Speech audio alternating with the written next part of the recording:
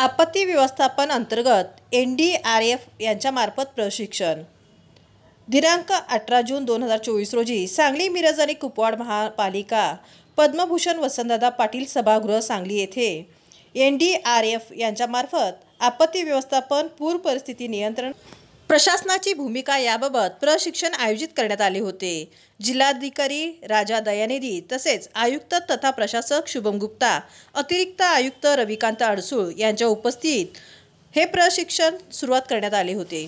NDRF पथकाचे स्वागत जिल्हाधिकारी राजा दयानिधी तसेच महापालिका आयुक्त शुभम गुप्ता यांनी केले। यावेळी NDRF पथकाचे पुनिया यांनी आपत्तीबाबत प्राथमिक माहिती देऊन आपत्ती निराकरण करण्यासाठी कोणकोणत्या उपाययोजना करण्यात येतात याबाबत प्राथमिक माहिती देण्यात आली। पहिल्या सत्रामध्ये आपत्तीच्या व्याप्तीबाबत माहिती देऊन निराकरण करण्यासाठी करावयाचे उपाय याबाबत माहिती दिली। दुसऱ्या सत्रात आपत्ती व्यवस्थापनमध्ये वैद्यकीय मदत अत्यंत महत्त्वाचे असते त्याबाबत माहिती देण्यात आली। यामध्ये CPR बाबत प्रात्यक्षिक दाखवण्यात आले। उपस्थित प्रशिक्षणार्थी यांनी या प्रक्रियेत सहभाग घेऊन CPR बाबत अधिक माहिती घेतली आहे।